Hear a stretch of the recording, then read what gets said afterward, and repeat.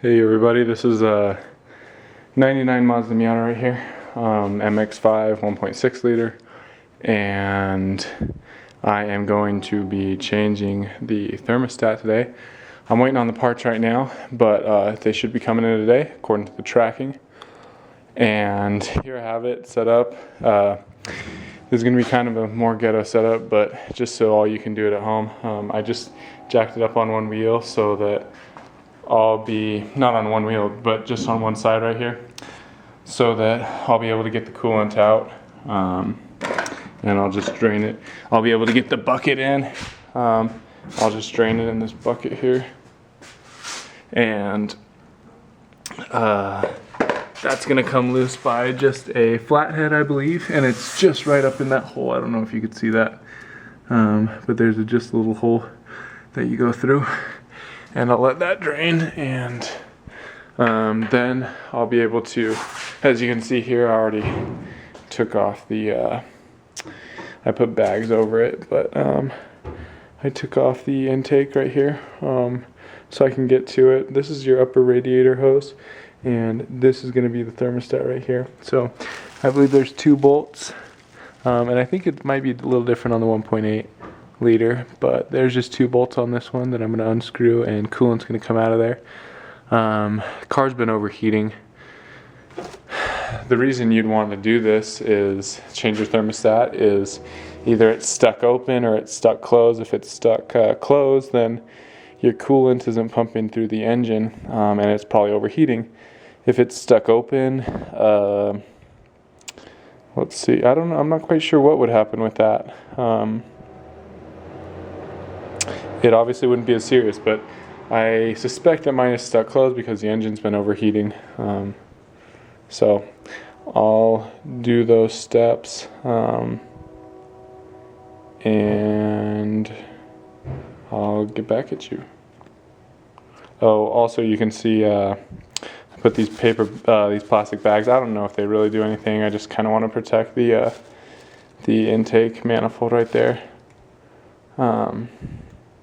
From getting crap in it, because it might get a little messy. So there you go. So I'm going to drain the coolant, and then I'll get back with the more steps. So here we are. I've drained the coolant. It's right there. Make sure you have a big container to do it with, because in this I think there's 5 or maybe even 6 liters. I can't remember. And then let's see. So drain the coolant. Oh, and make sure to disconnect the battery. I'm not sure why, but just do it when you're dealing with like this electrical stuff. It wouldn't be a good idea to accidentally have something happen. So I just took 1 bolt off the housing. It's let's find him. It was this one, and then just a little nut, the head, on the other side down there, and let's see what size those were. Oh well, I have the standard, but 1/2 inch, so I don't know what it'd be metric. And so I got it off, and then I just took this hammer and I tapped lightly at it, because it wouldn't budge. So you just got to tap a little bit. If it's not budging when you do it lightly, do it a little harder, and so on. And then I got this bad boy off. There was a little coolant left, but obviously that'll happen. And then you can see here's the little thermostat that I'm gonna need to take out. So I'm just kind of waiting for my new one to come, and then I'll continue this. Waiting in the mail. So I got the thermostat out here. It's facing this way, and with this little thingy that was on top. All I did was I got a little screwdriver, and I kind of put it through here, and I just kind of leveraged it to pull it out. It's kind of tough to get out. Stuck in there. So it's closed right now. It'd be a little more expanded if it were open. We are going to see, I'm going to test it right now to see if if it's stuck closed by boiling in water. So I've got my thermostat right here. It's just boiling in a little bit of water. And what should happen is it should open if once the water gets to a certain temperature.